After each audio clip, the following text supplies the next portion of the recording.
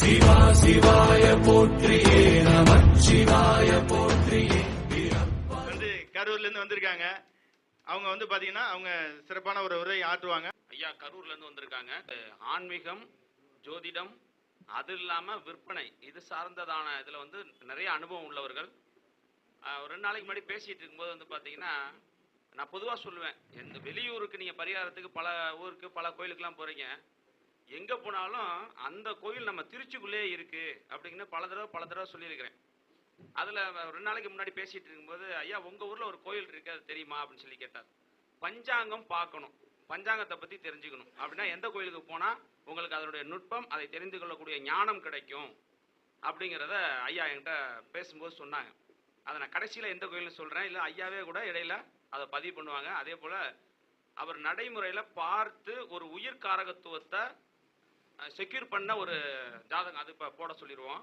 அதுவும் ஐயா விளக்கம் கொடுத்து சிறப்பாக அதை ஐயா செய்வார்கள் என்று தாழ்மையோடு அவர்கள் அழைக்கிறோம். எல்லாமல்ல அருள்தரும் அலங்காரவல்லி சௌந்தரநாயகி உடனாகிய கரூர் கல்யாண பசுவீஸ்வர சுவாமியினுடைய தனிப்பெரும் கருணையினாலே எமது குலதெய்வத்தையும் என் குருமார்களையும் எனது இஷ்ட தெய்வங்களையும் வணங்கி திருச்சியிலே காவேரி ஜோதிட சங்கம் நடத்தும் இந்த 4வது கருத்தரங்கிற்கு பேச எம்மை அழைத்த எமது ஆருயிர் நண்பர் ராக்போர்ட் ராஜா அவர்களுக்கும், சிறந்த நண்பர் வி.டி. விஜயன்குமார் ஐயா அவர்களுக்கும், எங்களுக்கெல்லாம் சிம்ம சொப்பனமாக இருக்கின்ற சிங்கக்குரல் ஏ.பி. ஆர்வம் ஐயா அவர்களுக்கும்,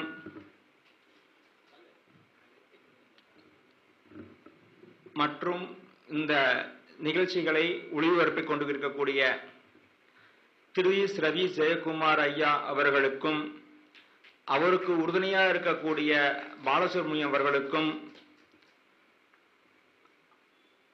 எனது அன்பு நண்பர்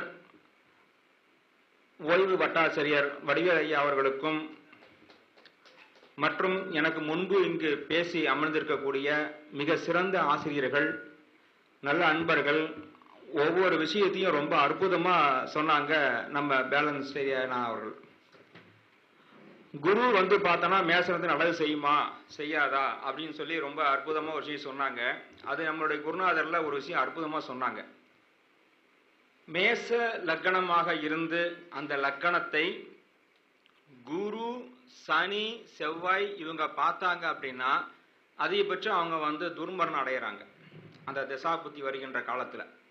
அது அண்ணா சொல்லும் போது பார்த்தோம்னா எனக்கு அவங்க சொல்லி கொடுத்த அந்த அற்புதமான ஒரு இது பார்த்தோம்னா வருது. அதுக்கு விதி என்ன அப்படின்னா, செவ்வாய் 8ஆம் அதிபதி, குரு 12ஆம் அதிபதி, சனி கர்மாதிபதி 10ஆம் அதிபதி. இவங்க தொடர்ந்து அந்த இது பார்த்தாங்கன்னா உடனே எல்லாத்துக்கும் எடுத்துக்க வேண்டாம், எல்லா கணத்துக்கும் எடுத்துக்க வேண்டாங்கிறதுக்காக சொல்ல வந்த இந்த விஷயத்தை. இந்த மேச லக்கணத்துக்கு இவங்க இப்படி பார்த்தாங்க அப்படின்னா அவங்க அதிகபட்சம் துர்மரணம், அதாவது டயர்ல அடிபட்டோ, தலை நசுங்கியோ, தலை சார்ந்த ஒரு பிரச்சனை வந்தோ அவங்க இதாகிறாங்க அப்படிங்கிறது ஒரு விதியான விதி. அதில் அண்ணன் ரொம்ப அற்புதமா அந்த குரு மேச லக்கணத்துக்கும் ஒவ்வொரு லக்கணத்துக்கும் ரொம்ப சூப்பரா அண்ணன் சொன்னாங்க. அது போல பார்த்தோம் அப்படின்னா நம்ம ஐயா குமாரசாமியம், எனக்கும் குமாரசாமியம் தான் ஆரம்பத்தில் எனக்கு அமைப்பு அமைஞ்சதுங்க. குமாரசாமியத்தில் தான் உள்ளுக்குள்ள நாங்கள் நல்லா ஓரளவுக்கு வர ஆரம்பிச்சோம். எங்களுக்கு அதில் அண்ணன் எடுத்து கொடுத்த விதங்கள்லாம் 13ஆவது நட்சத்திரம் ரொம்ப அற்புதமான நட்சத்திரம். அதுல என்னவோ தெரியல, எங்க கரூர்ல காலபுருஷனுக்கு 13ஆம் நட்சத்திரமா இருக்கக்கூடிய அந்த சித்தர் ஒருத்தர் பிடிங்க அப்படின்னு அண்ணன் சொன்னார். டக்குன்னு உடனே பார்த்தேன், காலபுருஷனுக்கு நட்சத்திரம் அஸ்த நட்சத்திரம். அந்த அஸ்த நட்சத்திரத்தினுடைய சித்தர் யாருன்னு பார்த்தா சித்தர் கரூரார். அப்ப பொதுவாகவே ஒரு சித்தர் எல்லாத்துக்கும் பொதுவான சித்தர் யாருன்னு பார்த்தீங்கன்னா கரூரர். அப்படியேப்பட்ட கரூர்ல இருந்து இங்க எனக்கு அவங்களுடைய அனுகிரகம் தான், அவங்களுடைய ஆசீர்வாதம் தான் இங்க நம்ம பண்றோம் அப்படின்னா. இன்னைக்கு பார்த்தோம் அப்படின்னா எனக்கு அந்த சமீபத்தில் இந்த யூடியூப்ல ஒவ்வொருத்தவங்க ஒரு கருத்துக்களை தெரிவிக்கிறாங்க. அவங்க கருத்துக்களை நம்ம குறை சொல்ல வேண்டாம், நமக்கு தெரிஞ்ச விஷயத்த சொல்வோம். எது மக்களுக்கு தெளிவா இருக்கோ அதை அவங்க எடுத்துக்கிட்டோம். அதனால மற்றவங்க சொன்னது தவறா நம்ம எடுத்துக்கொள்ள வேண்டாம். துலா ராசியும் துலா லக்னமும் அவங்க சிவபெருமானை வழிபடலாமா வழிபடக்கூடாதா அப்படிங்கிற ஒரு தலைப்புல இப்போ ஒரு சின்ன விஷயத்தை நம்ம சொல்லலாம் அப்படிங்கிறது. இதுல சிறு சிறு குறைகள் இருந்தால் ஆரம்பத்திலேயே சொல்றேன். ஒரு விஷயத்தை நம்ம சொல்லுகின்ற பொழுது யாரு கருத்தையும் நம்ம எதிர்த்து சொல்லலை. அதே போல பார்த்தோம் அப்படின்னா நம்ம கருத்தை நம்ம சொல்றோம். அதான் நம்ம தெரிஞ்ச கருத்துக்களை ஆதாரங்களோட ஒரு வரலாற்று சான்றோட சொல்றோம். நம்ம துலா ராசி ஏன் சிவனை வழிபட வேண்டாம்னு அவங்க கருத்து முன்வீராங்க அப்படிங்கிறது எனக்கு மனசுப்படுது. அப்படின்னா துலா ராசியில துலா ராசியில பாதகாதிபதி யாருன்னு பார்த்தா சூரியன். சூரியனை நம்ம என்னவா எடுத்துக்கிறோம்? சிவனா எடுத்துக்கிறோம். அதனால அங்க போனா உங்களுக்கு பாதகம் ஏற்படும், உங்க வீட்டுல தவறான ஒரு காரியங்கள் நடக்கும், உங்களுக்கு கஷ்டங்கள் ஏற்படும், நல்ல ஒரு இது இருக்காது அப்படின்னு சொல்லி நிறைய விஷயங்கள்லாம் சொல்றாங்க. அப்ப துளாராசிக்கு 11ஆம் இடம் என்னன்னு பாத்தீங்கன்னா அதுக்கு தான் அண்ணன் சொன்னார், பாதகம் எந்த பாதகமா செயல்படும்? உயிர் பாதகம், பொருள் பாதகம் எல்லாம் அருமை. இதெல்லாம் நமக்கு இன்னைக்கு பார்த்தோம் அப்படின்னா ரொம்ப முத்தான ஒரு விஷயங்க. இப்ப நாரதருக்கும் இவருக்கும் நாரத முனிக்கும் அகத்தியருக்கும் ஒரு போட்டி வருது. அப்ப அகத்திய முனிவர் என்ன சொல்றாரு அப்படின்னா, ஒன்னை விட அதிகமா நாராயணன் சொல்லக்கூடிய ஒரு நபர் இருக்காங்க அப்படின்னு சொல்றாரு. அது திருப்புகொள்ள உம்பர் மேலாருன்னு சொல்லி அவரு ஒரு வரியில வரும், அறிஞர் சொல்வார். அப்ப உம்பர் அப்படின்னா தேவர், தேவருக்கும் மேலானவர்கள் அப்படின்னா யாருன்னா அப்படின்னா அந்த இடத்துல நம்ம ஒரு விவசாயி, இந்த கதை கேள்விப்பட்டிருப்பீங்க. அந்த விவசாயி காலையில மத்தியானம் நைட்டு சும்மா சுருக்கமா முடிச்சிருவோம்.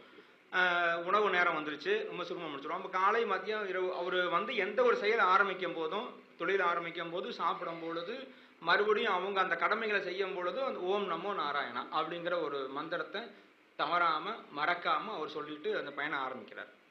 அப்ப இது என்ன பெரிய அதிசயம்? நீ காலை தான் செய்யறாரு, இப்ப நான் செய்யறேன், இப்ப உனக்கு ஒரு வேலை தர்றேன் நீ செய்யின்னு சொல்லிட்டு அப்ப என்ன சொன்னா உள்ளங்கையில எண்ணெய் கிண்ணத்தை கொடுக்குறாரு நாரதர் கையில. இதை நீங்க உலகமும் சுத்திட்டு வாங்க அப்படிங்கிறாரு. அப்ப அந்த உள்ளங்கையில எண்ணெய் கிண்ணத்தை வச்சதுல இருந்து உலகம் சுத்தி வர்ற வரைக்கும் ஒரு நாராயணாங்கிற மந்திரத்தை மறந்துட்டார்.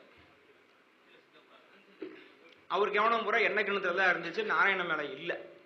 அதனால பாத்தீங்க அப்படின்னா அந்த கவனங்கள் எங்க இருக்கிறதோ அவர்களுக்கு அவங்க தான் உம்பர் மேலார், தேவருக்கு மேலார் அப்படிங்கிறாங்க. இந்த மாதிரி கருத்துக்களை சொல்ல கேட்ட நீங்க எல்லாருமே தேவருக்கு மேலானவர்கள், மிக அற்புதமானவங்க. நீங்க மட்டும் உங்களுக்கு மட்டும்தான் அது கிடைச்சிருக்கு. இந்த கருத்துக்கள் நிறைய பேத்துக்கு நினைக்கக்கூடாது. 4 பேர் வந்தா 4 பேத்துக்கு கிடைச்சிருக்கு. உங்களுக்கு மட்டும் இந்த கருத்துக்கள் கிடைச்சிருக்கு. சாதாரண கருத்துக்கள் இன்னைக்கு பேசின ஒவ்வொரு விஷயங்களும் முத்தான விஷயங்கள், தெளிவான விஷயங்கள். அப்படி பார்த்தோம் அப்படின்னா இந்த துலா ராசிக்காரங்களை சிவபெருமான் தேடி வருவார். மற்ற எந்த அங்க நீசம்னா என்ன? தேடி வருதல். நீசம்னா அதானே, ஒவ்வொரு பாணியில் இருக்கு. நம்ம ஒரு பாணி சொல்லணும் அப்படின்னா தேடி வருதல், இறங்கி வருதல். ஒரு நீசம்னா என்ன? இறங்கி வருது. அப்ப சிவபெருமானே இறங்கி நீசத்தனமா இறங்கி துலா ராசிக்காரங்கிட்ட நிப்பார். துலா ராசிக்காரங்க சிவபெருமான்கிட்ட எப்படி நிப்பாங்க? நண்பரா நிப்பாங்க.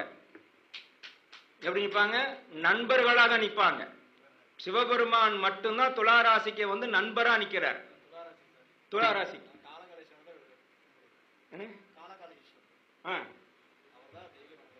சிறப்பு, நண்பரா நிப்பாங்க. அப்ப நண்பரா நிக்கிறாங்க. அது மட்டும் இல்லாம பார்த்தோம்னா துலா ராசிக்காரருக்கு தான் தன் மகனாக இருக்கக்கூடிய விநாயகரையும் முருகனையும் அடமான வச்சு காசு தர்றாங்க. துளாராசிக்கார் தன் எல்லையை தாண்டி போறாரு, அந்த இடத்துல நம்ம இடத்துக்கு வரலையேன்னு சொன்ன உடனே சுவாமி திருடன் மாதிரி வேடம் போட்டு போய் அவருடைய இதெல்லாம் புடுங்கிட்டு வர்றாரு. உடனே அங்க போய் நின்று அவரு போய் தன் இடத்துல பாட வைக்க வர வைக்கிறாங்க. துளாராசிக்காரருக்கு யாருக்குமே கைலாயத்துல இருந்து யானை வரல, எந்த அழைப்பும் வரல. அவங்க ஜோதியாகி சுவாமிகிட்ட போய் கலக்கிறாங்க. துளாராசிக்காரர்களுக்கு மட்டும்தான் இந்த கைலாயத்துல இருந்து கீழே அந்த ஐராவதம் என்று சொல்லக்கூடிய 2000 தந்தம் உள்ள வெள்ளை யானை அவர் ஏத்திட்டு போகுது. மற்ற அந்த ராசிக்கும் அந்த அமைப்பு கிடைக்கல. ஏன்னா இறைவனோடு இணைந்திருக்கக்கூடிய நம்ம ராசி பலரோடு சேர்ந்து கலந்து பேசணுங்கிறதுக்காக பேச, நம்ம எல்லாம் ஒவ்வொருத்தரும் ஒரு வகையில பேசுறோம், நம்ம ஒரு வகையில உங்களுக்கு சொல்லணுமே அப்படிங்கறதுக்காக சொல்ல வந்தேன், வேற ஒண்ணும் இல்லை. 2000 தந்தங்கள் கொண்டது ஐராவத யானை. இந்திரனுக்குள்ள யானை தந்தம் 4 யானை, 4 தந்தம் உள்ளது வெள்ளை யானை. சிவபெருமானுக்கு மட்டும்தான் 2000 தந்தம் கொண்ட யானை. அதுல சிவபெருமானும் அவங்க இவங்களை தவிர்த்து யாரும் ஏறதுக்கு அனுமதி இல்லை. இவரை மட்டும் மண்தொன்றை மட்டும் ஏற்றிட்டு வர்றாங்க, கீழே இருந்து மேலே ஏற்றிட்டு வர்றாங்க. அந்த எப்படி என்னை வந்து கூட்டி போனாங்க, சிவபெருமான் என்ன சொன்னார் அப்படிங்கிறது எல்லாமே இது யாருன்னா சுந்தரமூர்த்தி நாயனார் அப்படிங்கக்கூடிய அற்புதமான ஒரு நாயன்மார். அந்த நாயன்மார் யாருன்னு பார்த்தீங்கன்னா சிவபெருமானே தான் அவர், சுந்தரமூர்த்தி நாயன்மார். அவர் வந்து பார்த்தீங்க அப்படின்னா அந்த இதுகிட்ட பார்த்தீங்க அப்படின்னா அவினாசி அப்பர் கோயில்கிட்ட திருமுருகன் பூண்டின்னு ஒரு கோயில் இருக்கு. அந்த திருமுருகன் கோயில் போகும்போது பார்த்தோம்னா அந்த கோயிலை போய் சாமியை பார்க்காம அப்படி போறாரு. அவர் போகும்போது நம்ம எல்லைக்கு வந்துட்டு போகணுமேங்கிறதுக்காக தன்னுடைய திருடன் மாதிரி வேஷம் போட்டு போய், இப்போ கொஞ்ச நேரத்துக்கு முன்னே கொள்ளர் அப்படின்னு ஐயா சொல்லிட்டு இருந்தாரு, அந்த மாதிரி கொள்ளன் வேஷம் போட்டு போய் கொள்ளையடிச்சுட்டு போயிடுறாரு. சுந்தரட்டு இருக்கக்கூடிய ஆபரணங்கள் நகையெல்லாம் கொள்ளையடிச்சுட்டு போயிடுறாரு. அப்போ நேரம் இங்கே யார் எந்த இடத்துல யார் பார்க்குறேன் யாருன்னு உடனே டக்குன்னு திரும்ப முடியும் சாமி இருக்காரு, முருகன்கிட்ட அங்கே சாமிகிட்ட போய் பார்க்குறாரு. பாடுறாரு, எல்லை காப்பது உன் கடன் அல்லவோ எத்துக்கு இருந்தேர் எம்பெருமானே அப்படிங்கிறார். எப்படிங்கிறார்? சட்டை பிடிச்சி கேட்கறது யாரு தெரியுங்களா? நீதியடா, நேர்மையடா, நியாயமடா அப்படின்னு சொல்லக்கூடிய துளாராசிக்காரங்க தான்.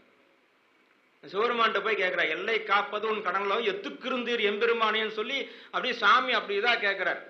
அப்போ சாமி தோன்றி, அப்பா நீ இந்த பக்கம் வந்த, ஏன் இடத்துக்கு நீ வரல, நீங்க வரணுங்கிற காரணத்தை முன்னிட்டு தான் இங்க நாங்க இந்த திருவிழா செஞ்சேன்னு சொல்லி சாமி சொல்றாரு. அது போல நம்ம கரூர் பக்கத்துல வெஞ்சமான் கூடல்னு சொல்லி வேடுவ மன்னன் ஆட்சி சாஞ்ச இடம் ஒண்ணு இருக்கு. அந்த வெஞ்சமான் கூடலூர்ல வந்து பாத்தீங்க அப்படின்னா அங்க வந்து விகிருதி கல்யாண விகிருதி சிறுவன் சொல்லி சாமி, அற்புதமான சுவாமி. அங்க கொங்கு நாட்டு தலத்துல 2வது தலம். அங்க வந்து சுந்தரர் வந்து அங்க போய் அங்க சுவாமிகிட்ட பணம் கேட்கிறாரு. சுவாமி பணம் இல்லைங்கிறார், என்கிட்ட இல்லைங்கிறார். உன்கிட்ட பணம் இல்லைன்னா என்ன, உன் பிள்ளைகளை அடமானம் வச்சு காசு கொடு. சிவபெருமான்கிட்ட மட்டும் அவங்க மனமுருகி போய் அவங்க தெளிவா நின்னாங்கன்னா துளாராசிக்காரங்களுக்கு கிடைக்காத பொக்கிஷமே கிடையாது, அனைத்துமே கிடைக்கும். துளாராசிக்காரங்களுக்கு சிவபெருமான்கிட்ட கிடைக்காதே கிடையாது.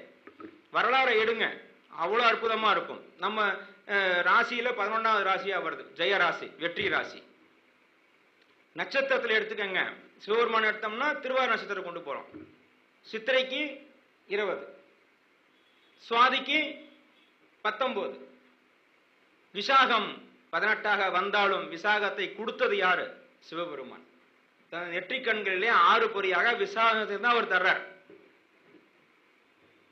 அதனால பாத்தீங்கன்னா இந்த மாதிரியான நம்ம எந்த ஒரு விஷயம் சொன்னாலும் சரி, இப்ப ஐயா சொல்ற மாதிரி ஒவ்வொரு பாதகத்தையும் சாதகத்தையும் தெளிவாக தெரிஞ்சு ஒரு கோயிலுக்கு போகலாம் போக வேண்டாங்கிறத நம்ம அழகா சொல்லணும்னு சொல்லி ஒரு வேண்டுகோள் சொல்லி அடியான் இந்த இடத்துல வச்சுக்கிறேன்.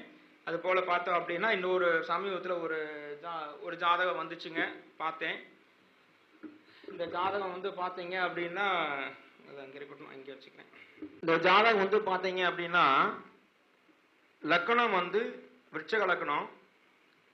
இந்த ஜாதகத்துக்கு சுருக்கமாக சொல்லிடுவோம், ரொம்ப போட்ட உடனே எழுதிட்டு இருக்க வேண்டாம். இந்த ஜாதகம் வந்து பார்த்தீங்க அப்படின்னா அந்த குழந்தைக்கு வந்து கால் சம்பந்தமான பிரச்சனை உள்ள ஒரு ஜாதகம். முட்டிக்கு கீழே முட்டி வந்து மேலே ஏறிக்கிச்சு, அவங்களுக்கு கீழே இதாகலாம். அதுக்கப்புறம் 3 வயசுக்கு அப்புறம் பார்த்தீங்க அப்படின்னா கால் வந்து அப்படியே கொஞ்சம் இந்த போலி அட்டாக் மாதிரி சொல்லுவாங்கள்ல, அந்த மாதிரியான ஒரு அமைப்பில் ரொம்ப சூம்பிடுச்சு. இந்த ஜாதகம் வந்து இப்போ வந்து ஒரு ட்ரீட்மெண்ட்டுக்காக ஒரு இடத்துக்கு போயிருக்காங்க. நாங்கள் இங்கே போனோம்னா அந்த இடம் எங்களுக்கு அந்த இது ஜெயிக்குமா அப்படின்னு சொல்லி அவங்க வந்து கேட்குறாங்க. கேட்கும்போது பார்த்தோம் அப்படின்னா இந்த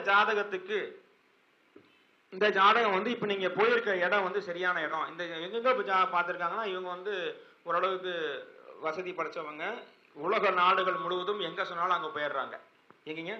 உலக நாடுகள் முழுவதும் எங்கே சொன்னாலும் போயிடுறாங்க. அந்த கட்டத்தில் போயிருக்கும்போது பார்த்தோம் அப்படின்னா நாசாவில் வந்து ஒரு ஆராய்ச்சியாளரை போய் சந்திச்சிருக்கிறாங்க. அவங்க என்ன சொல்லியிருக்காங்கன்னா மும்பை போங்க அப்படின்ட்டு இருக்காங்க. மும்பையில் வந்து எனக்கு சிசின் இருக்கான், அவங்ககிட்ட போங்க, அவங்க உங்களுக்கு சப்போர்ட் பண்ணுவாங்க, நான் உங்களுக்கு எல்லாம் சொல்லி தரேன்னு அங்கே போய் சொல்லியிருக்காங்க. அங்கே போனோடனே என்ன சொல்கிறேன், நான் பழனியில் எனக்கு சிசின் இருக்காரு, நீங்கள் அங்கே போய் பாருங்க, அவரு என்னுடைய தான் சொல்லிட்டு இவங்க வந்து ஒரு டாக்டர் கிடையாது, ஆராய்ச்சியாளர், சித்தா அந்த ஆயுர்வேதா சம்பந்தமானதை செஞ்சுட்டு இருக்காங்க. இப்போ அங்கே போன உடனே பார்த்தீங்க அப்படின்னா அந்த இடத்துல வந்து அவங்க வந்து கரெக்டாக அவர் வெளிநாடு போயிட்டார், ஒரு ராஜ சம்பந்தம் வெளிநாடு போயிட்டாரு. அங்கே ஒரு 4 வாரம் கழிச்சு தான் வருவார் அப்படின்ட்டாங்க. 4 வாரம் கழிச்சு வர்றாங்க அப்படின்னா இப்போ நம்ம வந்து என்ன பண்ணுங்கன்னு அங்கே ஒரு இடத்துல தங்குறாங்க. தங்கும்போது பார்த்தோம்னா அங்கே ஒரு அடியார் வீடு. இந்த கிரகங்கள்லாம் எப்படி வேலை செய்யுதுன்னு பாருங்க. அங்கே வந்து பார்த்தீங்கன்னா அவங்க வந்து ஒரு அடியார் வீட்டில் தங்குறாங்க. தங்கும்போது பார்த்தோம் அப்படின்னா அந்த அடியார் என்ன சொல்கிறாங்கன்னா, நீங்கள் ஒரு 6 வாரம் வந்து முருகனுக்கு விளக்கு போடுங்க, உங்களுக்கு ஒரு நல்ல ஒரு அனுகிரகம் கிடைக்கும், அதுக்கு ரிசல்ட் கிடைக்கும் சொல்கிறாங்க. அதே மாதிரி அந்த 6 வாரம் வந்து முருகனுக்கு விளக்கு போட ஆரம்பிக்கிறாங்க. 4வது வாரம் கரெக்டாக அவர் வந்துடுறாரு. வந்த உடனே பார்த்தோம் அப்படின்னா அவர் வந்து தொட்டு பார்த்து இது பண்றாரு, பிடிக்கிறாரு. அதுக்கு முன்ன ஒரு அதிசயம் நடக்கிறது என்னக்குன்னா, அந்த நவபாசானத்தில் நடக்கக்கூடிய அந்த பாலபிஷேகத்தினுடைய அந்த பால் வந்து தினசரி வந்து அந்த பொண்ணுக்கு தினமும் இரவு கிடைக்குது. அந்த வீட்டில் இருக்கக்கூடிய அடியார் அமைப்புனால அது ரொம்ப ஈஸியாக கிடைக்காதும்பாங்க. அது அவங்க தினசரி அந்த பொண்ணுக்கு போய் சேருது. அப்போ அந்த பொண்ணுக்கு போய் சேரும்போது பார்த்தோம் அப்படின்னா அந்த பொண்ணு வந்து அது தினம் குடிச்சிட்டு இருக்கு. கரெக்டாக 4வது வாரம் விளக்கு போடுறாங்க. அவர் டாக்டர் வந்துடுறாரு. தொட்டு டக்குன்னு முட்டி இறங்கிடுது, பழைய நல்ல நிலைக்கு வந்துடுது. அந்த முருகப்பெருமான் அருள் இதில் வந்து பார்த்தீங்கன்னா இந்த பொண்ணுக்கு வந்து யோகம் பார்த்தீங்கன்னா பிராமி யோகம். பிராமி யோகத்தினுடைய யோகாதிபதி யாருன்னு பார்த்தீங்க அப்படின்னா முருகன். இப்போ இங்கே இதில் ஒரு பெரிய விஷயம் என்னன்னு பார்த்தீங்க அப்படின்னா அவர் கரெக்டாக வந்து முருகன் அந்த இதில் வந்து சித்திர நட்சத்திரத்தில் அவர் இருக்கிறார். சித்திர நட்சத்திரத்தில் செவ்வாய் இருக்கு. அப்போ செவ்வாய் லக்கணத்து பானிலிருந்து தன் 6ஆம் வீட்டை பார்க்குறாரு. அப்போ வந்து பார்த்தீங்கன்னா இந்த லக்கணத்தின் என்கிட்ட வந்து பார்க்கும்போது என்கிட்ட டக்குன்னு பார்த்தோன்னு என் மனசில் பட்டுச்சு. டக்குன்னு கேட்டால் அந்த 11ஆம் அதிபதியான புதன் வந்து அந்த செவ்வாய் மேலே கேட்டால் போறார். எப்படிங்க? 11ஆம் அதிபதியான செவ்வாய் வந்து 6ஆம் அதிபதி மேலே போறார், அப்படியே போறார். பொண்ணு பார்த்தோம் அப்படின்னா என்கிட்ட பார்த்தோன்னே சரி 11 6ஆம் அதிபதி மேலே போறாரு, இந்த நோய் குணமாகும், சிறப்பாக நடக்கும், நல்லா நடக்கும், வேற ஏதாவது பரிகாரம் செய்யணுமா? ஒன்றும் பரிகாரம் செய்ய வேண்டாங்க, நீங்க தினசரி பண்றதை பண்ணிக்கிட்டே வாங்க. இப்போ நீங்கள் என்ன பால் கொடுக்குறாங்களா? முருகன் பால், இதை கொடுங்க, செய்யுங்க. வேணா ஒன்று செய்யுங்க. சித்திரை நட்சத்திரம் என்பது வில்வ மரம். அந்த வில்வ இலையை வந்து தினசரி முருகனுக்கு நைட்டு இப்போ அர்ச்சாமத்தில் அர்ச்சனை பண்ணிட்டு வந்து இரவு வந்து அந்த தண்ணியில் ஒரு 5 இலையை வந்து இதில் போட்டு அந்த இலையை எடுத்து நீங்கள் சாப்பிட்டு வாங்க. சாப்பிட்டு வந்தீங்கன்னா இதாக இருக்கும் அப்படின்னு சொல்லி ரைட் ஓகே. இதில் வந்து இன்னொன்று பார்த்தோம் அப்படின்னா இதுக்கு ஒரு விதிகள் பார்த்துக்குவோம் அப்படின்னா இங்கே வந்து ஒரு விஷயம் வந்து நம்ம அங்கே நடக்குது, அந்த நோய் அதிகமாகுது அப்படின்னா அங்கே வந்து 6, 8, 12 அப்புறம் வந்து பார்த்தா பாதகாதிபதி இவங்கெல்லாம் சம்மந்தப்பட்டா தான் அது வலுவாக இருக்கும். இந்த விதிகள் எல்லாமே இதில் கரெக்டாக இருக்கு. இப்போ வந்து பார்த்தோம் அப்படின்னா இப்போ நடந்துட்டு இருக்க தசை வந்து பார்த்தீங்க அப்படின்னா குரு தசை நடந்துருக்குது. குரு தசை இப்போ இந்த குரு தசை முடியும் போது அங்கே இருக்கிறாங்க. இருந்தாலும் குரு வந்து கரெக்டாக அந்த இடத்த பார்க்குறாரு. எங்கே பார்க்குறாரு? 12ஆம் இடத்த பார்க்குறாரு. குரு பகவானாக இருந்து முருகன் அருளில் 8 அப்படிங்கிறது அமானுஷம், 11ங்கிறது வெற்றி. அமானுஷ ரீதியாக முருகன் வந்து அந்த இடத்துல அந்த குழந்தைக்கு ஆசீர்வாதம் பண்ணி இந்த குழந்தைக்கு கால் சரியாயிட்டு வந்துட்டு இருக்குது, நல்லா நடந்துகிட்டு இருக்கு. அதனால இது ஒரு மிகப்பெரிய ஒரு வாய்ப்பை கொடுத்த காவேரி ஐயா அவர்களுக்கு மிக நன்றியை தெரிவித்துக் கொண்டு மீண்டும் அடுத்திலே சந்திப்போம். நன்றி, வணக்கம். பஞ்சாங்க ஞானம் வேணும், பஞ்சாங்கம் நல்லா தெரிஞ்சுக்கணும். நம்மளுடைய ஜோதிடம் எல்லாமே வந்து பார்த்தோம்னா பஞ்ச அங்கத்தை சேர்ந்தது தான். அப்போ இந்த நம்ம திருச்சியில் வந்து பார்த்தோம் அப்படின்னா பஞ்சாங்கத்தினுடைய அற்புதமான கோயில், பஞ்சாங்க ஞானம் நல்லா கிடைக்கக்கூடிய கோயில் வந்து பஞ்சவர்ணேஸ்வரர் கோயில், உறையூரில் இருக்கக்கூடிய பஞ்சவர்ணேஸ்வரர் கோயில். இந்த பஞ்சவர்ணேஸ்வரர் கோயில் போனீங்க அப்படின்னா பஞ்சாங்க சித்தி நல்லா கிடைக்கும். திருச்சிற்றம்பலம். ஏற்கனவே சொன்னது போல ஜோதிடம் மட்டுமல்ல, எல்லாம் கலந்த ஒரு கலவை அப்படின்னு சொல்லி சொன்னேன். ஏறக்குறைய எல்லாரும் அதை அனுபவிச்சிருப்பீங்கன்னு நான் நினைக்கிறேன். சரியா இருந்ததா? இதுலேயே தெரியுது சிறப்பாக இருந்ததுன்னு சொல்லி. ஆக ஐயாவை மதிப்பு செய்யும் விதமாக சரவணன் சோமசுந்தரம் ஐயா அவர்களை அன்போடு அழைக்கிறோம்.